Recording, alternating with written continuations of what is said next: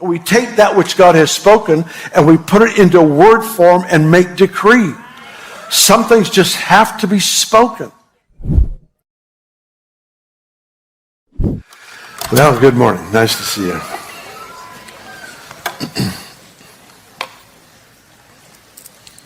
How many of you had graduations to go to this week? Anybody else had? I had a couple of them. Yeah, it's good. Had my oldest grandson graduated from 8th grade, and Judah, right here at Bethel Christian School. That was fun. And then my oldest granddaughter graduated from high school this week, from Foothill. And when I walked up to the stadium, I noticed it's called Bill Johnson Memorial Stadium. I thought, man, I bet that was a lot of work to get that prepared for me to come to see my granddaughter graduate. And then I thought, memorial. What do they know that I don't know? Are they prophesying? What is that? It was so fun. The stadium is here, the football field and all is here. So all the parents, all the family, friends are here waiting for the kids to come around here and march down to graduate. Well, I'm standing up against a railing and I noticed they're walking in from behind. So I've got my iPhone ready and I thought, I'm going to get the coolest video that no one else in our family is going to have and I'll be able to airdrop it to them. So I'm taking the video and got the video and I'm thinking, this is cool. So I get over to show Benny the masterpiece. I don't know what I did. I actually do videos quite well. I think the devil took over my camera. I think I'm going to blame somebody besides me. I got the railing, and then I got my hand. It was like I put my hand right over the lens the whole time. So here I am following Kennedy. Not knowing it. I'm watching her, smiling big, going, this is awesome. Never looking at the screen to realize she's not on there. Oh, well, we got some other good photos, but it was a very, very fun night. And it's interesting, when she graduated from 8th grade, Eric came to me, probably in May. So this is June, right? Yeah. She graduated in June of 4 years ago. And Eric came to me in May. He says, Dad, you're scheduled to be out of town on her 8th grade graduation. I went, oh no, when is the graduation? So he gives me the date, and I'm in Europe. I've got 2 conferences going on. And so we made the necessary phone calls, and one conference let me leave a day early, and the next conference let me come a day late. And so I flew home from Switzerland to Reading, went to 8th grade graduation, then flew back for the rest of the conference. It was awesome. I made it. I felt so good that I actually was able to get there for the big event. So that was fun. I have a blonde joke for you. I apologize ahead of time. I just apologize. But my wife is blonde, so I don't know what to say. Bob walked into a sports bar around 5:58 p.m., sat down next to a beautiful blonde at the bar, stared up at the TV. 6 p.m. news was coming on. The news crew was covering a story of a man at the top of a 10-story building preparing to jump. The police were trying to talk him down. Fire crews were below setting up nets to catch him. The blonde looked at Bob and said, do you think he'll jump? Bob said, I reckon he'll jump. The blonde said, I bet he won't. Bob placed $20 on the bar and said, you're on. The blonde placed her money on the bar. They kept watching the scene unfold. Suddenly the man stepped to the edge of the building, did a swan dive off the building, falling into the fire crew nets below. The blonde was very upset, but she willingly handed over the $20 to Bob. Fair's fair, she said. Here's your money. Bob replied, nah, I can't take your money. I saw this earlier on the 5 p.m. news, so I knew he would jump. She said, I saw it earlier too, but I didn't think he'd do it again.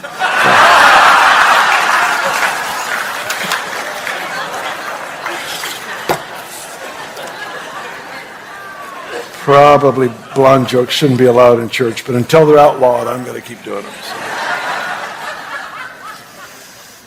So funny. Open your Bibles, if you would, to 1 Timothy chapter 1. I mentioned the graduations this week because one of the privileges that I had this week was to actually speak at the 8th grade graduation. And I shared the verse I'm going to share with you. It's this concept has been on my heart for a while, just for me personally, because I believe that the Lord is trying to stretch me in ways that I've not been stretched before. So we've got 1 Timothy chapter 1. We're going to start with verse 18. Excuse me. This charge I commit to you, son Timothy, according to the prophecies previously made concerning you, that by them you may wage the good warfare, having faith and a good conscience, which some have rejected concerning the faith and have suffered shipwreck, of whom are Hymenaeus and Alexander, whom I delivered to Satan, that they may learn not to blaspheme. I want you to look at me with verse 18 and the first phrase of verse 19 again. This charge I commit to you, son Timothy, according to the prophecies previously made concerning you, that by them you wage the good warfare, having faith and a good conscience. It's interesting to note that a clean conscience is actually connected to strong faith. A defiled conscience actually undermines and weakens faith because we know. We know that there's been compromise. And compromise is like putting dirt into cement. It just weakens the whole process. It won't settle. It won't be a strong foundation to build on. And so it's not that answered prayers come because of our righteousness. That would never be the case. But there is something to be said about treasuring and protecting a clean conscience. And what's important in this passage is to see that strong faith works a parallel road to a clean conscience. It feeds from a clean conscience. I want to read this same passage to you out of the Passion Translation. So, Timothy, my son, I'm entrusting you with this responsibility in keeping with the very first prophecies that were spoken over your life and are now in the process of fulfillment in this great work of ministry in keeping with the prophecies spoken over you. With this encouragement, use your prophecies as weapons as you wage spiritual warfare by faith with a clean conscience. Listen to this last verse or this last sentence again. With this encouragement, use your prophecies as weapons as you wage spiritual warfare by faith and with a clean conscience. I love that. Now, I'll tell you what has really been hitting me of late has been this whole idea. Prophecy, first of all, is God coming to you with a word of promise about your future, about destiny, about where he's taking you. But here's the sobering part of this analogy to me, is that he's saying, that's where I want you to go, but you won't get there unless you use the tools I give you. That's fascinating, that God would actually give us a word that has to be implemented correctly to step fully into our destiny. Larry Randolph put it the best. He really gave me language for this that has helped me a lot. He said, God will always keep all of his promises, but he's not obligated to keep our potential.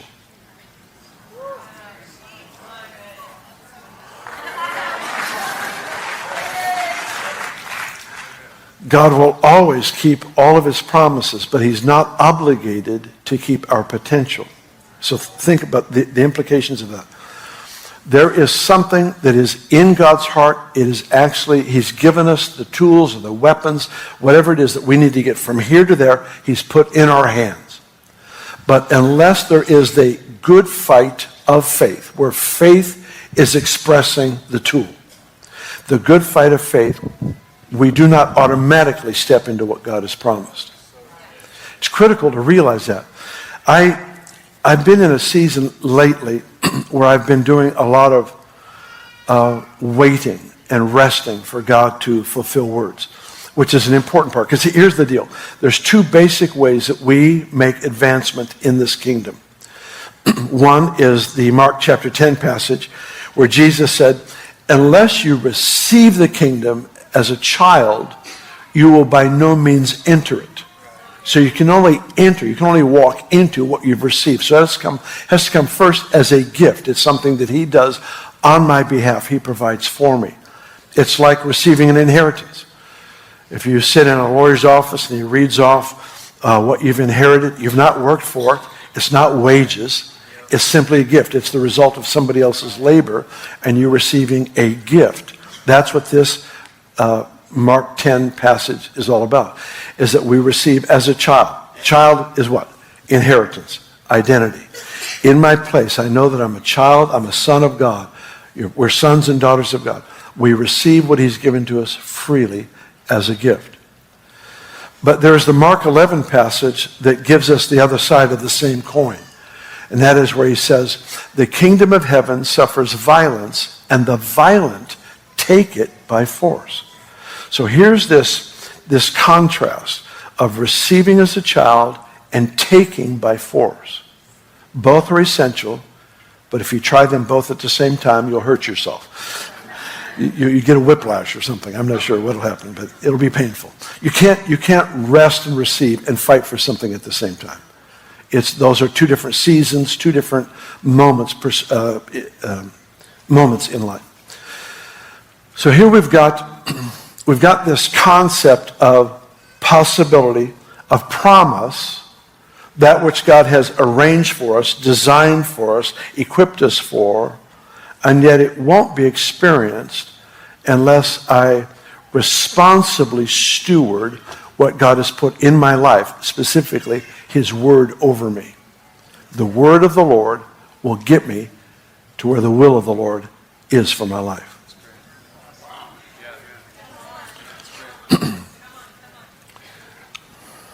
It's not automatic.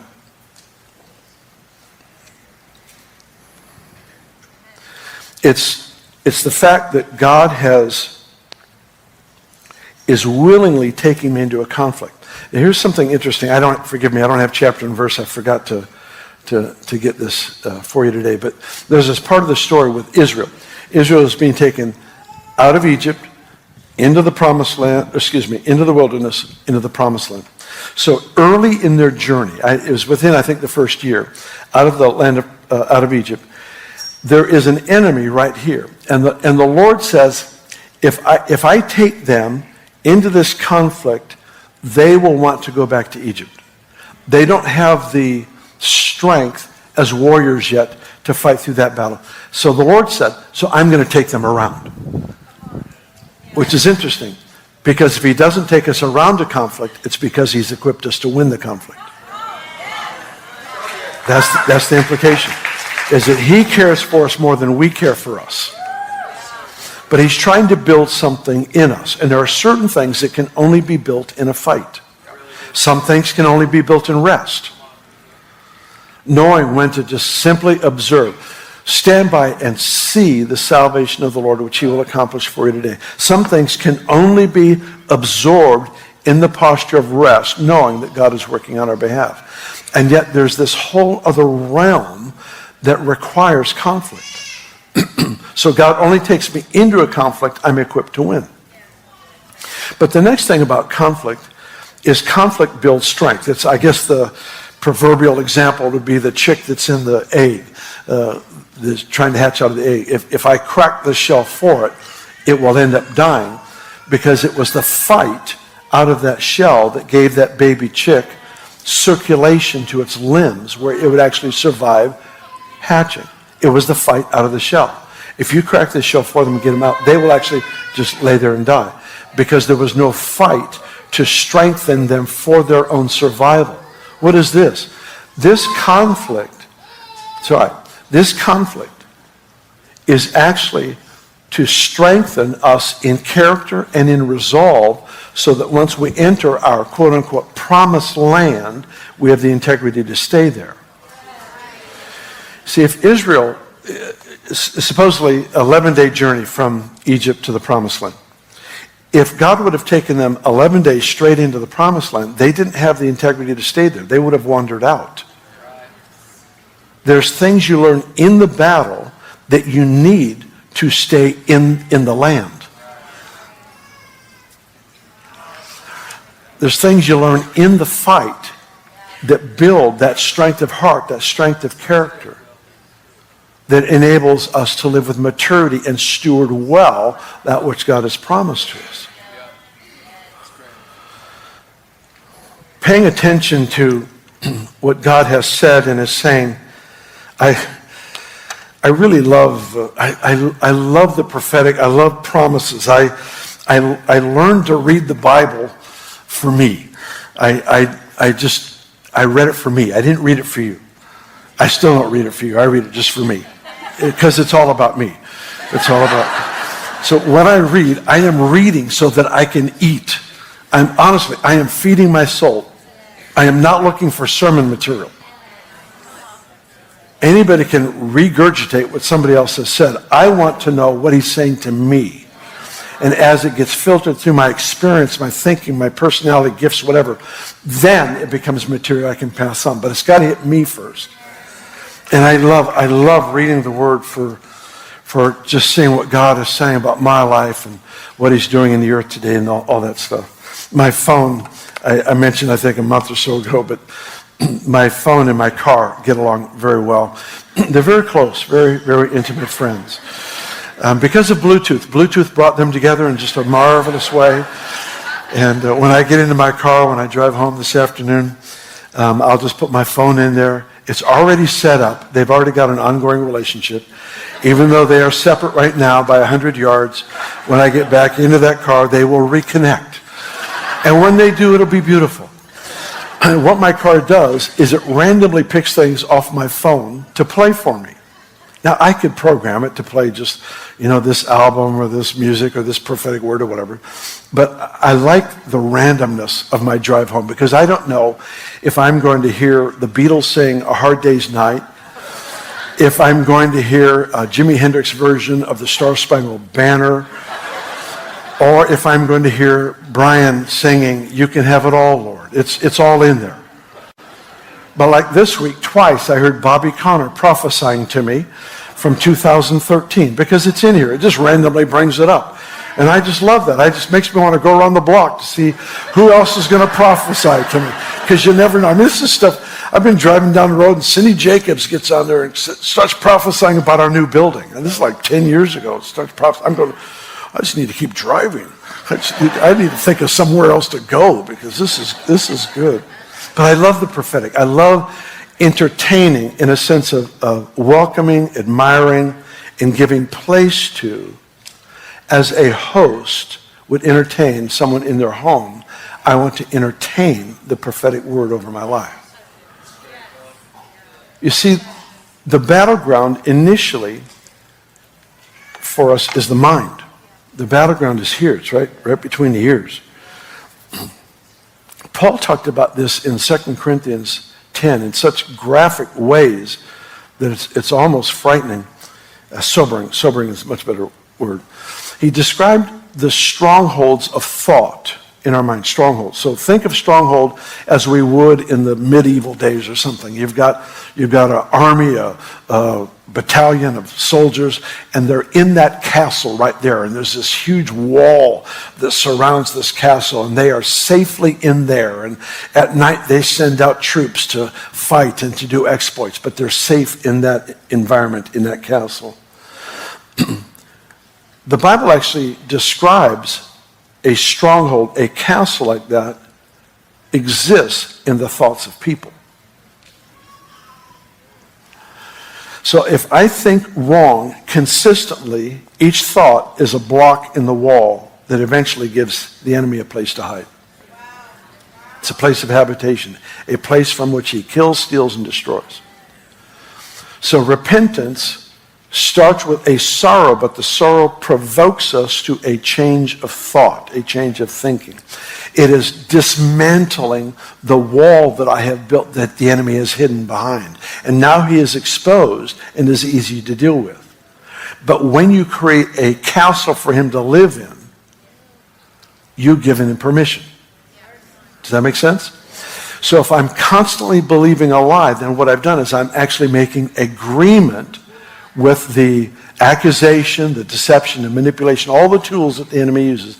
I've made agreement with that, which means my authority, I have now lended to him. Because Jesus said, after he rose from the dead, he said, I have all authority in heaven and on earth. Which means there's somebody out there who has no authority. Right? He says, I have all authority, which means the devil has none. So here's the deal. He passes on authority to you and me to implement his purposes in the earth. But when I listen to the deceiver and I make agreement with his words, he then is able to function out of my delegated authority, at least in measure. I empower. When you believe the lie, you empower the liar.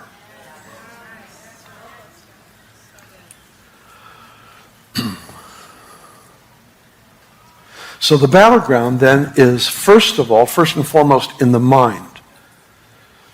You remember Ephesians 6 talks about the armor of God, which is basically saying God is your armor. Put on Christ, takes care of the whole package. Put on Christ, takes care of the whole package. I heard someone recently. Yeah. So here's this picture of the armor of God. And he says, the helmet of salvation, breastplate of righteousness, girded with truth, feet ready to share, to preach the gospel, shield of faith, sword of the Spirit. Helmet of salvation. You have to think saved. My thoughts must be consistent to the saving work of grace in my life. When they violate that, I give place. I'm not talking about being demonized and all this. I'm just talking about there's a weakening. There's a weakening of our posture, of our position. There's a weakening of our position to enter more fully into the promises of God over our life when we give ourselves to these lies.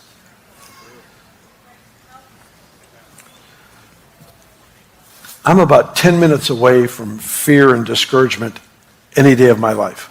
All I have to do is think on the wrong stuff. I mean, it takes me 10 minutes to get there and a week to get out. I mean, it's just not worth the effort. It's way too much work. You fall down that hole and you're just fighting to climb out for a whole week. It's just not worth it. So true. I've decided it's not worth it.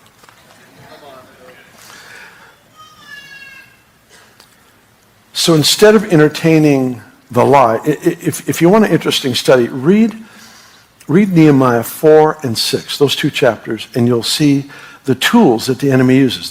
They're outlined very clearly, especially in chapter 6. But the enemy uses things like accusation, distraction. See, if the enemy can't get me to sin, he can't get me to morally sin, steal money, abuse people. If he can't get me to do that, what does he want to do? He wants to distract me from my purpose. He wants to get me out of my lane, because if he can't get me to fall, at least he can get me to lose impact.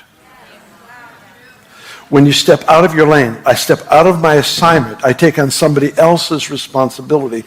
What happens? I'm not able to do my task and theirs. Does that make sense?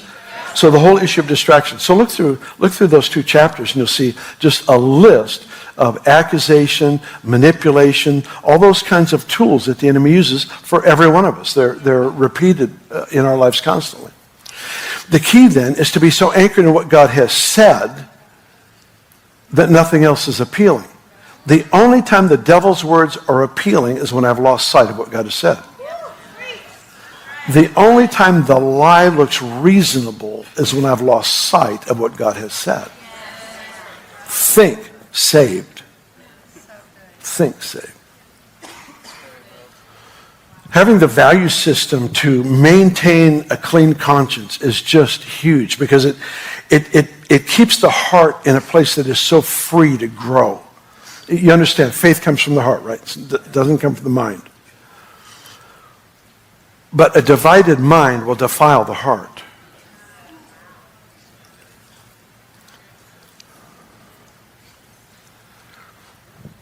Valuing a clean conscience puts me in a place to to experience ever-growing faith. I love when God gives us a word, and I've got several just in my life right now that I'm reviewing, because I have come to realize in the last, just short time, last 2 months, especially maybe the last even couple of weeks, even more profoundly, that the Lord is, I've been waiting for him to do something when he's been waiting for me to do something.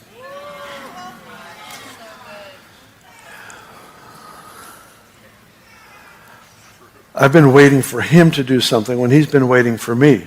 You remember the whole story when the disciples woke Jesus up in the boat. He calmed the storm. And then he turned to them and he says, why are you so afraid?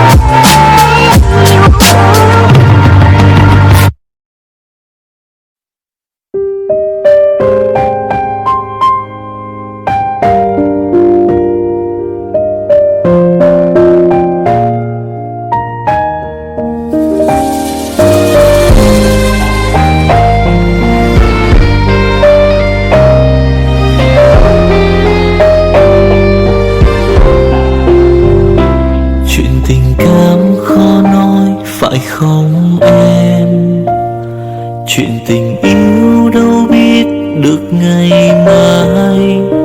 Rồi hôm nay em bên ai, nhìn em khóc trên vai. Thôi hãy quên đi, về với em hiện tại. Anh còn nhớ về ngày ta còn đắm say.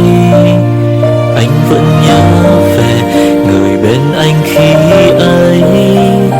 Em đã quên rồi câu hứa yêu trọn đời.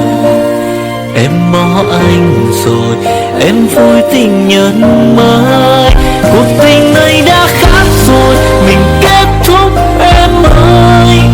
Chuyện tình này đã chết rồi, còn thích chi em ơi. Một lần em gian dối rồi, còn cố yêu không vui. Một lần em đã phản bội, làm vết thương chưa nguôi. Thì anh vẫn sẽ mỉm cười, người khác làm em vui. Còn anh xin kết thúc và giữ chút đau thương thôi. Ở nơi xa luôn nhớ về một mối duyên tình phai. Đường em đi nay khác rồi, còn mỗi anh đơn côi.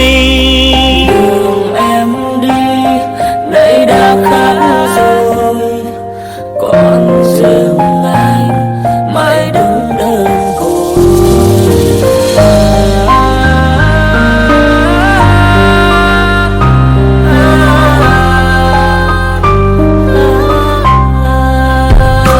Anh còn nhớ về ngày ta còn đắm say. Anh vẫn nhớ về người bên anh khi ấy. Em đã quên rồi câu hứa yêu trọn đời. Em bỏ anh rồi, em vui tình nhân mới. Cuộc tình này đã khác rồi, mình kết thúc em ơi. Chuyện tình này đã chết rồi, còn thích chi em ơi. Một lần em gian dối rồi, còn cố yêu không vui. Một lần em đã phản bội, làm vết thương chưa nguôi. Thì anh vẫn sẽ mỉm cười, người khác làm em vui. Còn anh xin kết thúc và giữ chút đau thương thôi. Ở nơi xa luôn nhớ về một mối duyên tình phai. Đường em đi nay khác rồi, còn mỗi anh đơn côi. Cuộc tình này đã khác rồi, mình kết thúc em ơi. Chuyện tình này đã chết rồi, còn tiếc chi em ơi. Một lần em gian dối rồi, còn cố yêu đâu vui. Một lần em đã phản bội, làm vết thương chưa nguôi. Thì anh vẫn sẽ mỉm cười, người khác làm em vui. Còn anh xin kết thúc và giữ chút đau thương thôi. Ở nơi xa luôn nhớ về một mối duyên tình phai. Đường em đi nay khác rồi, còn mỗi anh đơn côi. Ở nơi xa luôn nhớ về một mối duyên tình phai. Đường em đi nay khác rồi, còn mỗi riêng anh thôi.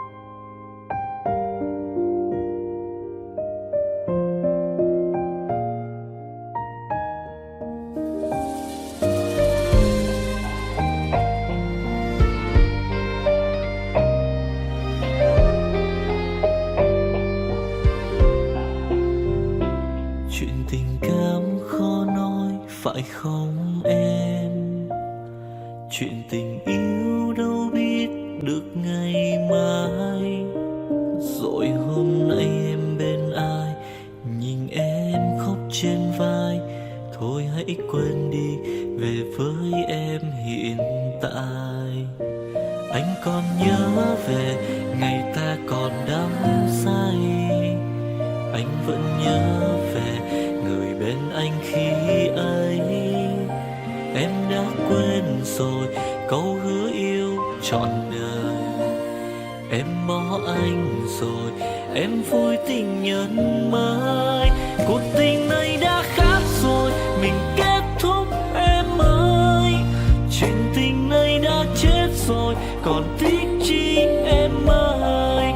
Một lần em gian dối rồi, còn cố yêu không vui. Một lần em đã phản bội, làm vết thương chưa nguôi. Thì anh vẫn sẽ mỉm cười, người khác làm em vui. Còn anh xin kết thúc và giữ chút đau thương thôi. Ở nơi xa luôn nhớ về một mối duyên tình phai. Đường em đi nay khác rồi, còn mỗi anh đơn côi. Đường em đi nay đã khác rồi, còn riêng anh mãi đứng đơn côi.